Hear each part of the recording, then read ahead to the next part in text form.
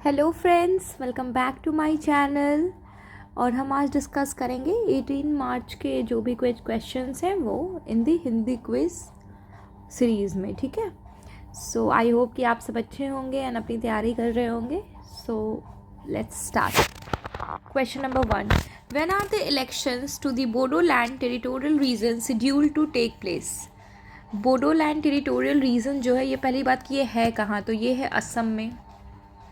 ठीक है, बोडो, वहाँ की बोडो ट्राइब्स है, उनका उनके उनके लैंड को, उनका जो भी ऑक्युपाइड रीजन्स है उसको बोडोलैंड टेरिटोरियल रीजन्स कहते हैं। ठीक है, सो इसकी इलेक्शंस कब शेड्यूल्ड है? So it's election is scheduled in December 2025। ठीक है, अभी बहुत सारे बोडो के प्रोडक्ट्स को भी जीआई टैग मिला हुआ है। Then Assam government, ULFA and central government के बीच में एक पैक्ट भी साइन हुई थी। सो ये सब चीज़ें भी असम में से रिलेटेड न्यूज़ में शामिल है। सो अब देखते हैं इनकी टेरिटोरियल एरिया डिस्ट्रिक्ट्स कौन कौन सी। ये असम का मैप हो गया इंडिया में नॉर्थ ईस्ट के side. And see this region 1 2 3 4 these are the regions of Bodoland. Okay, so ये जो है इसमें कौन कौन सी डिस्ट्रिक्ट आ गई? कोकराझार, चिरांग, बक्सा एंड उदलगुड़ी। ये सारे रीजन्स जो है ये हैं आपके बोडोलैंड के पार्ट्स। बोडोलैंड टेरिटोरियल रीजन्स के पार्ट हैं ये 4 प्लेसेस। ठीक है, कोकराझार, चिरांग, बक्सा, उदलगुड़ी। तो ये इंपॉर्टेंट है कि कौन कौन सी रीजन जो है बोडोलैंड टेरिटोरियल एरिया डिस्ट्रिक्ट में आती है, कौन कौन से डिस्ट्रिक्ट ऑफ असम में। तो ये चारों डिस्ट्रिक्ट्स आते हैं। ठीक है, इन इंडिया के मैप पे यहाँ है Assam in the north east. So December 2025 is the scheduled election scheduled time. Tribal council election जो है वो यहाँ पे शेड्यूल्ड है इन दिसंबर। एंड यहाँ जो भी चीज़ें होती है असम में, क्योंकि ये आता है आपको 6 शेड्यूल के अंदर, असम जो है it's in the 6th schedule. सो यहाँ पे president and governor mainly president जो है वो इस रीजन 6 शेड्यूल को रेगुलेट करते हैं एंड थ्रू दी गवर्नर। सो ये आपको ध्यान रखना है, कॉन्स्टिट्यूशन के 6 शेड्यूल का ये पार्ट है। इसमें 4 रीजन है, असम है, देन आपका हो गया मिज़ोरम, देन त्रिपुरा एंड एक और रीज़न है, 4 रीज़न है इसमें, मेघालय। तो ये सारे 6 शेड्यूल के पार्ट्स हैं। Next question, which law allows the government to cancel wills or property transfers and restore ownership to the elderly parents if children neglect or abandon them after inheriting the property? कौन सा law है government का जो ये allow करता है कि जो प्रॉपर्टी एल्डरली पेरेंट्स, जो बूढ़े माँ बाप जब हो जाते हैं, जब वो अपनी प्रॉपर्टी ट्रांसफ़र कर देते हैं या डिस्ट्रीब्यूट कर देते हैं अपने बच्चों में, और फिर जब बच्चे जब उनको छोड़ देते हैं या उनकी केयर नहीं करते, तो थ्रू कौन से लॉ वो प्रॉपर्टी जो है ट्रांसफ़र और जो है वो कैंसिल हो जाएगी एंड जो एल्डरली है वो ऑलरेडी उस प्रॉपर्टी के हकदार रहेंगे? So its correct answer is welfare of parents and senior citizen act. इसके through if the property is already transfer to the respective children, ठीक है, चिल्ड्रेन में दी प्रॉपर्टी ऑलरेडी ट्रांसफ़र हो चुकी है, then it can be restored और transfer will be cancelled if the parents are neglect, if the children neglect their parents और उनको यदि छोड़ देते हैं तो। So it's a good act for the citizen, senior citizen welfare. So देखते हैं इसमें क्या और दिखा रहा है। Adoptive children and step kids to be included in this act. इसमें सिर्फ खुद के बच्चे, बायोलॉजिकली बच्चे ही नहीं, अडॉप्टिव बच्चे, स्टेप किड्स, ये सारे जो है इसमें इंक्लूड किए जाएंगे। The maintenance and welfare of parents and senior citizen act 2007 will remove the cap of 10,000 as maximum. ये जो मैक्सिमम मेंटेनेंस का कैप था उस टाइम लगाया गया था कि मिनिमम 10,000 मैक्सिमम मेंटेनेंस के लिए आपको देना है अपने पेरेंट्स को, वो उसको रिमूव करेगी ये एक्ट। इसको अमेंड किया जा रहा है। डेफिनेशन ऑफ मेंटेनेंस में क्या क्या इंक्लूड किया जाएगा? हाउसिंग, सेफ्टी एंड सिक्योरिटी, सब कुछ। सिर्फ हाउसिंग ही नहीं, सेफ्टी सिक्योरिटी भी इंक्लूड किया जाएगा। विल इंक्लूड एडॉप्टिव और स्टेप सन्स एंड डॉटर्स को भी इसमें इंक्लूड किया जाएगा। Then care givers can be jailed, care givers को जेल भी किया जा सकता है 6 मंथ का, जो कि पहले 3 मंथ था। फॉर एनी वायलेशन, यदि कोई भी वायलेशन होता है then they can be jailed. Application for monthly allowance for the maintenance to be disposed within 90 days from the date of receipt of the application by tribunal। और 90 दिन का time दिया जा रहा है कि उस 90 दिन में ही जो भी चीज़ें इससे रिलेटेड अलाउंस है, जो भी मेंटेनेंस अलाउंस है, वो सबको विदिन 90 डेज़ ही रिलीज़ किया जाए। और इस एप्लीकेशन को 60 डेज़ के अंदर किसी भी सीनियर सिटीजन्स जो 80 से ऊपर है उनके लिए टाइम लिमिट को 90 डेज से 60 डेज़ कर दिया गया है। सो कर्नाटका मेडिकल एजुकेशन मिनिस्टर शरण प्रकाश पाटिल जो है वो एक्शन अगेंस्ट वो जो है एक्शन लेना चाहते हैं अगेंस्ट दोज जो बच्चे जो है अपने पेरेंट्स को छोड़ दिए हैं थ्रू दिस एक्ट। सो ये जो है भी कर्नाटका में भी अप्लाइड है, मतलब ये पूरे कंट्री में अप्लाइड है। ठीक है। Question number 4, when will the Chandrayaan 4 mission जो है वो कब लॉन्च होगा? ठीक है, मिशन बी लॉन्च्ड। सो चंद्रयान 4 मिशन अभी रिसेंटली अप्रूव्ड हुआ है by the government of India and it will be launched by 2027 जो है ये दे दिया गया है चंद्रयान 4 मिशन लॉन्चिंग का। और इसका मेन जो है वो है सैंपल लाना मून से, क्योंकि अब ऑलरेडी चंद्रयान 3 जो है वो सक्सेसफुल उसका ऑर्बिट में वो जा चुका है मून के and it landed softly successfully on the moon. So अब चंद्रयान 4 भेजा जाएगा तो वहाँ से सैम्पल्स कलेक्ट करके लाने के लिए। सो इसकी अप्रूवल मिल गई है by the government and it will be launched in the year 2027। अब चंद्रयान 4 में क्या क्या इंपॉर्टेंट चीज़ हैं? जो ल्यूनर सैम्पल रिटर्न मिशन है, ये एसेंडर मॉड्यूल होगा इसमें, देन डिसेंडर मॉड्यूल होगा। और ये जो एसेंडर मॉड्यूल है ये लिफ्ट करेगा सन सरफेस से और डॉक करेगा in the orbit. Then descender क्या करेगा? ये परफॉर्म करेगा लूनर लैंडिंग को। देन प्रोपल्सल मॉड्यूल है जो परफॉर्म करेगा earth bound orbit raising burns and lunar orbit insertion burn. Means कि अर्थ से निकलना एंड देन लूनर ऑर्बिट में जो आप इंसर्शन होता है सैटेलाइट का, या फिर जो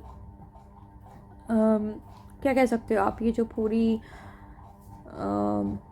सिस्टम जो जाती है सैटेलाइट ही कह लो, ये जो लॉन्च होती है उसको, तो उस चीज़ों को लेकर ये हेल्प करेगी propulsion module. Then re entry module, transfer module, ये सारे मॉड्यूल्स हैं सो दैट कि अपने फंक्शन को प्रॉपरली कर सके एंड देन जो है जो भी रिस्पेक्टिव है वो सामान लाया जा सके।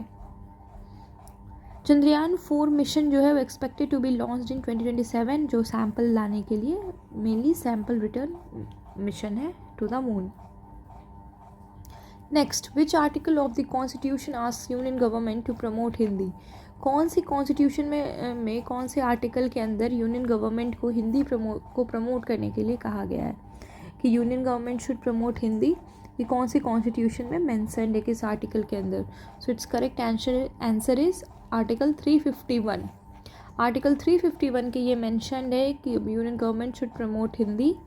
It's a directive for development of Hindi language. ठीक है, पार्ट 17 में है, ये आप ध्यान रखना। पार्ट 17 ऑफिशियल लैंग्वेज के अंदर आर्टिकल 351 में ये development of the Hindi language के अंदर ये चीज़ मेंशनड है।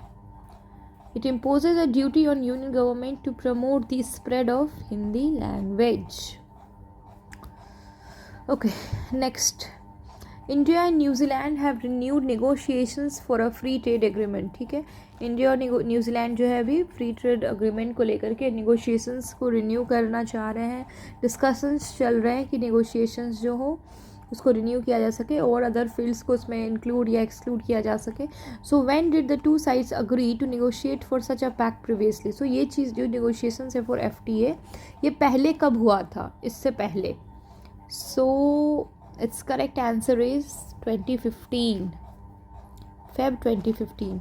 सो देखो एक्सप्लेनेशन में इंडिया और न्यूजीलैंड जो है उनकी नेगोशिएशन स्टार्ट हुई थी for CACA, comprehensive economic cooperation agreement. ठीक है, इकोनॉमिक के फील्ड में कोऑपरेशन के लिए एंड कोऑपरेशन अग्रीमेंट जो है उसके लिए बात स्टार्ट हुई थी, नेगोशिएट हुआ था इन अप्रैल 2010, ताकि ट्रेड में देन सर्विसेज एंड इन्वेस्टमेंट में हम इन्हांस कर सकें विद द न्यूजीलैंड।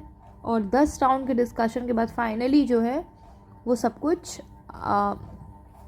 जो आप कह सकते हो कि सारी नेगोशिएशंस कंप्लीट हुई और कुछ टर्म्स एंड कंडीशंस पे अग्रीमेंट्स हुए, फाइनली हुआ था Feb 2015 में। सो ये है इसका आंसर। अब कौन कौन से फ्री ट्रेड अग्रीमेंट्स हैं? CSI is comprehensive economic cooperation agreement, ठीक है, इसमें इंडिया एंड सिंगापुर के बीच ये साइंड है. Then CEPA is comprehensive economic partnership agreement, ये India Korea, India UAE economic partnership में, यहाँ इकोनॉमिक कोऑपरेशन है, ठीक है, सब इकोनॉमी में. Then BTIA bilateral trade investment agreement, ठीक है. Then TEPA trade economic partnership agreement. Then ECTA economic cooperation and trading. ये सारे हैं जो फ्री ट्रेड अग्रीमेंट्स हैं. ये इन सब के ही से ही रिलेटेड अग्रीमेंट्स जो है वो साइन होते हैं इन दी FTA. Next, India National Cancer Registry Program collects and compiles information related to cancer patients and across the country. So, when is the organization doing this? ये Indian National Cancer Registry Program जो है ना, ये क्या कर रहा है, data collection कर रहा है with respect to cancer patients, उनका क्या कितने कैंसर पेशेंट्स बढ़ रहे हैं, कौन सी टाइप ऑफ कैंसर्स का ज़्यादा प्रिवलेंस है, means all the type of studies related to cancer जो है ये नेशनल कैंसर हिस्ट्री प्रोग्राम ये कलेक्ट कर रही है डेटा और इन्फॉर्मेशन कंपाइल कर रही है. सो ये डेटा ये कब से ये काम चल रहा है? So its correct answer is 1982 से. 1982 से ये नेशनल कैंसर रजिस्ट्री जो है प्रोग्राम जो है इंडिया की, वो एक डेटाबेस तैयार कर रही है सिंस 1982, जिसमें data collection, compilation, crucial information on demographic of cancer patients, कि कहाँ कौन सी एरिया में ज़्यादा कैंसर पेशेंट्स हैं, कहाँ कम है, क्या डिस्ट्रीब्यूशन है इनका. देन कैंसर आइडेंटिफिकेशन टाइप, कौन सी टाइप ज़्यादा प्रिवलेंट है, कौन कौन से टाइप ऑफ कैंसर्स मेनली हैं. देन कौन सी stage, morphology, timing of diagnosis, then staging at the time of detection, treatment details, ये सारे chemotherapy, radiation, surgery, follow up, survival outcomes, इन सब चीज़ों पे डेटा कंपाइल किया जा रहा है from 1982. So it's the national cancer registry program, ठीक है. Next, in her budget speech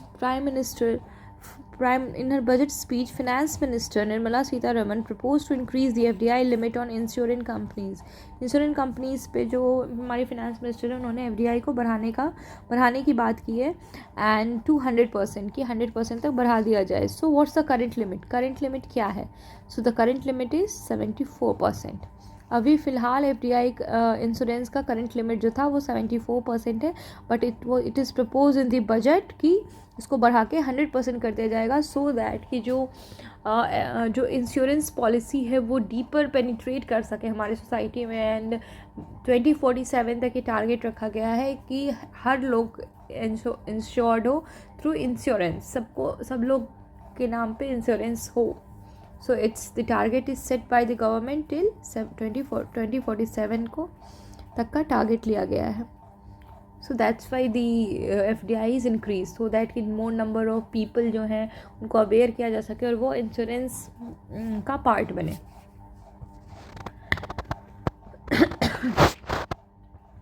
next question, the US launched missiles against Yemen's Houthis. अभी कुछ दिन पहले ही US जो है उन्होंने मिसाइल लॉन्च किया अगेंस्ट यमन में हौतीस रिबल्स के अगेंस्ट 16 मार्च को. और कौन सी यमन सिटीज़ है जो उस मिसाइल से स्ट्रक नहीं हुई है?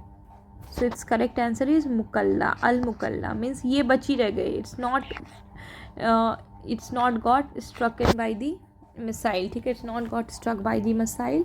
और लेकिन आपको ये याद नहीं रखना, नहीं इसमें क्वेश्चन इस तरीके से बनाया, बट आपको ये ध्यान रखना है कि कौन कौन सी सिटी को ये मिसाइल स्ट्रक किया है. तो इट्स करेक्ट आंसर इज सना, सदा, अलबायदा, ये सब सिटीज़ जो हैं यमन की, यहाँ पे मिसाइल अटैक का इफेक्ट देखा गया है. So attacks on Sanaa as well as on the areas in Saada, Al Bayda and राडा, ये सारे एरियाज़ हैं, कहाँ हैं ये? यमन में हैं, ठीक है, ये ध्यान रखना आप. जहाँ पे 31 पीपल से भी ज़्यादा लोग मरे हैं, एंड जिसमें मोस्टली वीमेन एंड चिल्ड्रन थे. सो ये हाउती की डेट जो हेल्थ मिनिस्ट्री है वहाँ से ये रिपोर्ट आई है, एंड US के द्वारा लॉन्च किया गया था यहाँ पे मिसाइल्स अगेंस्ट हौती रिबल्स, ठीक है. सो ये थे आज के करंट अफेयर, आज के मतलब 18 मार्च के जो भी क्वेश्चंस एंड उससे related current affairs and the questions related with that. I hope कि आपको अच्छा लगा होगा and you guys are studying, revising. So please do take care of yourself, keep studying, और प्लीज़ मेरे चैनल को like, subscribe, share जो भी करना हो कर देना, so that I also get motivated और मैं भी ढेर सारे वीडियोज़ बनाऊँ। एक्चुअली मुझे बहुत सारे बनाना है क्योंकि हम चाहते हैं कि कुछ कुछ अच्छे अच्छे कंटेंट दें, बट मेरे को टाइम नहीं मिल पा रहा कि ज़्यादा बना पाएँ, क्योंकि इसमें टाइम लगता है यार और मेरे को खुद ही पढ़ना रहता है बस इसलिए। बट क्वेश्चन जो करंट अफेयर्स के हैं ना वो तो बनाते रहेंगे ताकि आपका भी थोड़ा बहुत रिवाइज हो और मेरा तो होगा ही। ओके बाय बाय, मिलते हैं फिर नेक्स्ट क्वेश्चन एंड क्विज़ के साथ।